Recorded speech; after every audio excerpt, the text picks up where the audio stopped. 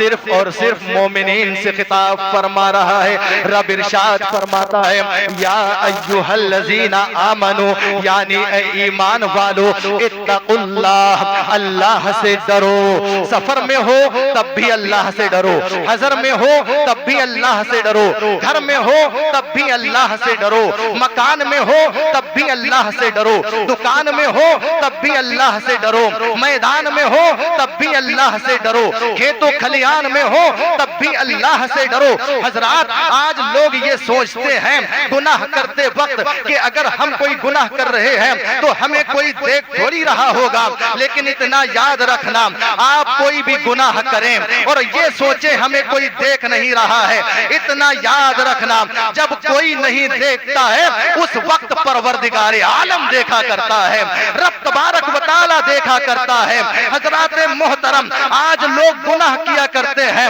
تو ان کے دل میں ذرا سا بھی خوف نہیں ہوا کرتا ہے، لیکن اتنا یاد رکھنا پروردگار عالم نے ہمارے اور آپ کے کاندھوں پر دو فرشتوں کو مقرر کیا ہے، ان میں سے ایک کا نام کرامن ہے، دوسرے کا نام کاتبین ہے۔ جب بھی ہم کوئی اچھا عمل کرتے ہیں تو وہ فرشتے لکھ لیا کرتے ہیں، جب بھی ہم کوئی برا عمل کرتے ہیں وہ فرشتے لکھ لیا کرتے ہیں۔ حضرات یہ نہ سمجھا کریں کہ کوئی دیکھ نہیں رہا ہے، بلکہ ہمیں اور آپ کو یہ معلوم ہونا چاہیے اور اس بات کا خیال رکھنا چاہیے کہ جب کوئی نہیں دیکھتا ہے تو پروردگار دیکھا کرتا ہے۔ حضرات رب تبارک و تعالی ارشاد فرما رہا ہے اتقوا اللہ، اللہ سے ڈرو۔ اللہ سے ڈرنے کا مطلب یہ ہے کہ جن کاموں کا پروردگار عالم نے کرنے کا حکم فرمایا ہے ان پر عمل ہونا چاہیے، اور جن باتوں سے پروردگار عالم نے منع فرمایا ہے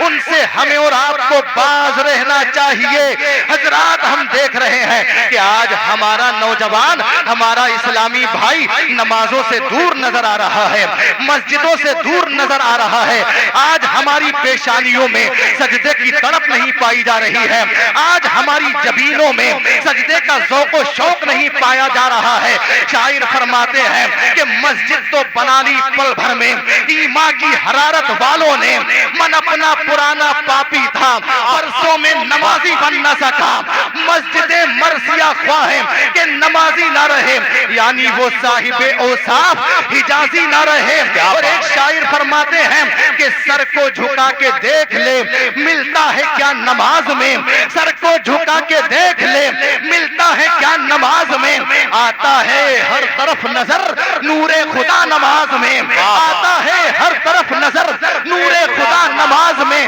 ایک شاعر فرماتے ہیں کہ یہ ایک سجدہ جسے تو گرا سمجھتا ہے، یہ ایک سجدہ جسے تو گرا سمجھتا ہے، اما ہزار سجدوں سے دیتا ہے آدمی کو نجات، ہزار سجدوں سے دیتا ہے آدمی کو نجات۔ ارے یہی تو ایک سجدہ تھا جو میدان کرب و بلا میں نبی کے نواسے، علی کے شہزادے، فاطمہ کے لاڈلے امام علی مقام حضرت امام حسین نے ادا فرمایا ہے۔ میرے حسین نے میدان کرب و بلا میں تیروں کی بارش میں سجدہ کیا ہے، میرے حسین نے میدان کرب و بلا میں تلواروں کے سائے میں سجدہ کیا ہے، میرے حسین نے میدان کرب و بلا میں نیزوں کی بوچھار میں سجدہ کیا ہے، میرے حسین نے میدان کرب و بلا میں برچھیوں کی یلغار میں سجدہ کیا ہے۔ حسین کو سجدہ کرتے ہوئے فرش والوں نے دیکھا ہے، حسین کو سجدہ کرتے ہوئے عرش والوں نے دیکھا ہے،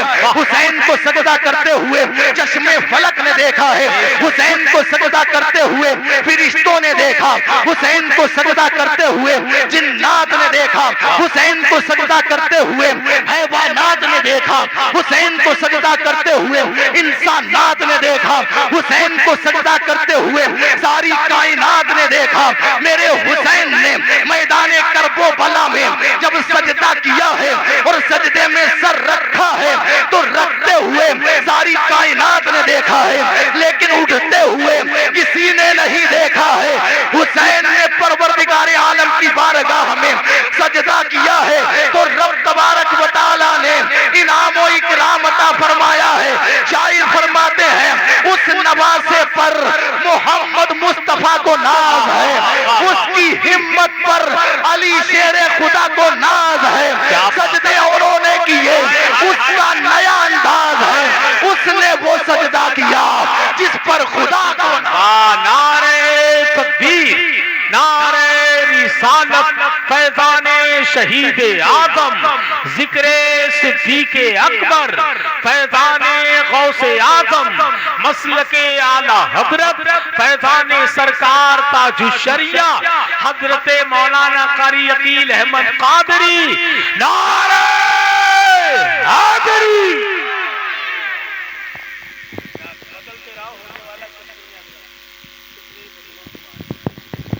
ذرا محبتوں کے ساتھ بولو سبحان اللہ، ایک مرتبہ اور کہہ دو یا رسول اللہ، یا رسول اللہ۔ اس کا ایکو کم کر دو اور آواز ساؤنڈ کی بڑھا دو، اس وقت بالکل صحیح بج رہا تھا، ایکو کم کر دو اس کا، ماشاءاللہ سمجھ میں آ رہا ہے؟ ذرا محبتوں کے ساتھ بولیں سبحان اللہ۔ یہ کون ہے؟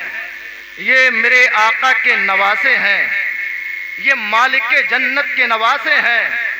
اور خود بھی جنتی جوانوں کے سردار ہیں، جو جنگ کے ماحول میں اللہ رب العزت کی بارگاہ میں سجدے میں سر رکھتے ہوئے نظر آ رہے ہیں، تیروں کی بارش میں حسین سجدہ کر رہے ہیں، تلواروں کے سائے میں میرے حسین سجدہ کرتے ہوئے نظر آ رہے ہیں، اور ایک ہم ہیں کہ حسین کی محبت کا تو دعویٰ کرتے ہیں اور امام حسین کی غلامی کا ثبوت تو پیش کرتے ہیں، لیکن سجدوں کی تڑپ ہماری پیشانیوں میں نظر نہیں آ رہی ہے، سجدوں کا ذوق و شوق ہماری پیشانیوں میں دکھائی نہیں دے رہا ہے، مسجدوں سے ہم اور آپ دور ہیں،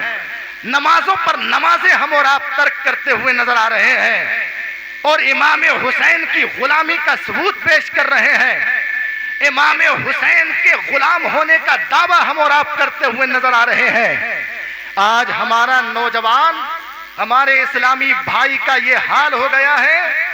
کہ رات کو جب سوتا ہے تو فیس بک چلا کر کے سوتا ہے، رات کو جب سوتا ہے تو واٹس ایپ پر نہ جانے کتنی چیٹنگیں کر کے سوتا ہے، انسٹاگرام پر نہ جانے کتنی ریلز دیکھ کر کے سویا کرتا ہے۔ آج ہمارا نوجوان جب سوتا ہے تو یوٹیوب پر نہ جانے کتنی فلمیں دیکھ کر کے سویا کرتا ہے۔ رات کے 2 بجے آپ سو رہے ہو، رات کے 3 بجے آپ سو رہے ہو، پھر بھلا بتاؤ صبح فجر میں تمہاری آنکھ کیسے کھل جائے گی؟ آپ غیر مسلموں کے بچوں کے حالات پر غور و فکر کریں۔ غیر مسلموں کے بچے صبح کو 4 بجے اٹھ جاتے ہیں اور روڈ پر دوڑ لگاتے ہوئے نظر آ رہے ہیں۔ کوئی آئی ایس کی تیاری کر رہا ہے، کوئی آئی پی ایس کی تیاری کر رہا ہے، کوئی ایم بی بی ایس کی تیاری کر رہا ہے، کوئی ڈاکٹری پڑھتا ہوا نظر آ رہا ہے، کوئی انجینئرنگ پڑھتا ہوا نظر آ رہا ہے، اور ہمارا حال یہ ہے کہ ہم رات کو فیس بک چلاتے ہوئے نظر آ رہے ہیں۔ اور ہماری یہ اسلامی مائیں اور بہنیں یہ بھی کم نہیں ہے، جب یہ رات کو سوتی ہے تو موبائل میں نہ جانے کون کون سے سیریل دیکھ کر کے سو رہی ہیں، کون کون سے ناٹک دیکھ کر کے سو رہی ہیں۔ حضرات یہ رات کو موبائل میں بھوتوں کے ناٹک دیکھ کر کے سوتی ہیں، ناگنوں کے ناٹک دیکھ کر کے سوتی ہیں، پھر جب رات کو سوتی ہیں تو خواب میں انہیں بھوت دکھائی دیتے ہیں، اور جب خواب میں انہیں بھوت نظر آتا ہے تو مسجد کے امام کے پاس دوڑتی ہوئی نظر آ رہی ہے، یا کسی میاں کے پاس بھاگتی ہوئی نظر آ رہی ہے کہ کوئی تعویذ دے دو۔ جب ہم رات کو سوتے ہیں تو ہمیں خواب میں بھوت دکھائی دیتا ہے۔ جب تم بھوتوں کے ناٹک دیکھ کر کے سو گی تو خواب میں تمہیں وہی چیز تو دکھائی دے گی، بھوت ہی تو نظر آئیں گے، ناگن ہی تو نظر آئے گی۔ کیا ہی اچھا ہوتا جب تم رات کو سوتی تو قرآن پاک کی تلاوت کر کے سوتی، جب تم رات کو سوتی تو اپنے نبی کی نعت پڑھ کے سوتی، جب تم رات کو سوتی تو نبی پر درود پاک پڑھ کے سوتی، درود پاک پڑھتے پڑھتے تمہیں نیند آ جاتی اور خواب میں مدینے والے آقا کی تمہیں دید ہو جاتی۔ شاعر فرماتے ہیں پڑھ کے صلی علی جو سو جائے خلد کی وادیوں میں کھو جائے، خواب میں گر ہو دید آقا کی ہم غلاموں کی عید ہو جائے۔ تو جب رات کو سویا کرو تو اپنے نبی پر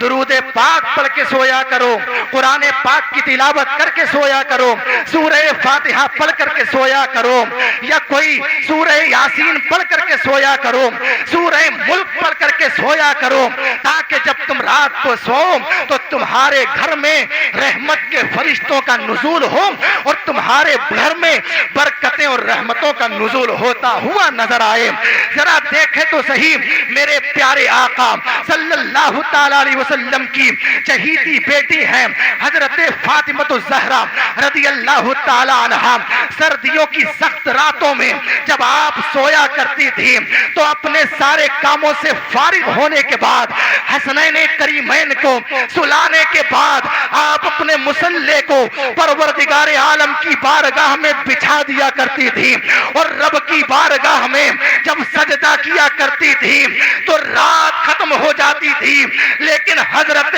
فاطمہ کا ایک سجدہ ادا نہیں ہو پاتا تھا۔ یہ ایک سجدہ جسے تو گرا سمجھتا ہے، ہزار سجدوں سے دیتا ہے آدمی کو نجات، ہزار سجدوں سے دیتا ہے آدمی کو نجات۔ میرے پیارے سنی مسلمانوں، ہم اور آپ جلسے میں بیٹھے ہوئے ہیں، میرے ان نوجوانوں نے جلسے کو سجایا ہے۔ ہمارا جلسہ تبھی کامیاب و کامران ہوگا جب ہم اور آپ اس جلسے سے یہ عہد کر کے اٹھے کہ آج کے بعد انشاءاللہ مسجدوں کو اپنے سجدوں سے آباد کرتے ہوئے نظر آئے۔ تو کرو وعدہ ہاتھوں کو اٹھا کر کہ انشاءاللہ آج سے نمازیں پڑھا کریں گے، انشاءاللہ آج سے مسجدوں میں حاضریاں دیا کریں گے، اور جب مسجدوں میں حاضری دو گے تب تم اپنے اس جملے پر اور اس دعوے میں سچے ثابت ہوگے کہ ہم امام حسین کے ماننے والے ہیں، ہم امام حسین کے چاہنے والے ہیں، ہم امام حسین سے پکی سچی محبت کرنے والے ہیں۔ آخری بات کہہ کر کے میں اپنی بات کو مکمل کر رہا ہوں۔ میرے پیارے آقا ارشاد فرماتے ہیں، المرء علی دین خلیلہ فلینظر احدکم من یخاللہ، یعنی آدمی اپنے دوست کے دین پر ہوا کرتا ہے۔ ہر شخص کو چاہیے کہ وہ غور و فکر کرے کہ اس کا دوست کون ہے، ہر شخص کو چاہیے کہ وہ غور و فکر کرے کہ اس کا دوست کون ہے۔ الحمدللہ ہم اور آپ اللہ والوں سے محبت کرنے والے ہیں اور اللہ والوں سے پیار کرنے والے ہیں اور اللہ والوں کی بارگاہ میں حاضریاں دینے والے ہیں، ان کی صحبت و رفاقت ہم اور آپ حاصل کرنے والے ہیں۔ آج کے دور میں ہمیں اور آپ کو اللہ کے ولی تو بڑی مشکل سے ملیں گے، لیکن یہ علماء کرام ہمیں ہر وقت مل سکتے ہیں۔ جب بھی ہمارے سامنے کوئی مسئلہ درپیش آیا کرے تو ہم ان علماء کرام کی بارگاہ میں حاضری دیا کریں اور ان سے اس مسئلے کے بارے میں پوچھا کریں، اپنے مسئلوں کو ان سے حل کروایا کریں، ان کی صحبت و رفاقت ہم اور آپ حاصل کیا کریں۔ قسم خدا کی، جب بندہ مومن کسی عالم کی صحبت میں بیٹھتا ہے تو میرے آقا مدینے کے تاجدار ارشاد فرماتے ہیں، میرا کوئی بھی امتی کسی عالم کی صحبت میں بیٹھا تو گویا وہ میری بارگاہ میں بیٹھا۔ لہذا علماء کرام کی صحبت و رفاقت ہمیں اور آپ کو حاصل کرنا چاہیے اور ان کی بارگاہ میں حاضر ہو کر کچھ نہ کچھ حاصل کرتے رہنا چاہیے، کچھ نہ کچھ سیکھتے رہنا چاہیے۔ اسی میں ہماری اور آپ کی کامیابی ہے۔ انشاءاللہ ہم اور آپ دنیا میں بھی کامیاب ہوں گے اور دنیا سے جائیں گے تو قبر میں بھی کامیاب ہوں گے اور قبر سے اٹھیں گے تو حشر میں بھی کامیاب و کامران ہوتے ہوئے نظر آئے۔ اللہ تعالی ہم تمامی سنی مسلمانوں کو صحیح راستے پہ چلنے کی توفیق عطا فرمائے اور غلط راستے سے پروردگار عالم ہم تمامی مسلمانوں کی حفاظت فرمائے۔ آمین ثم آمین۔ اور میرے بولنے میں جو بھی کچھ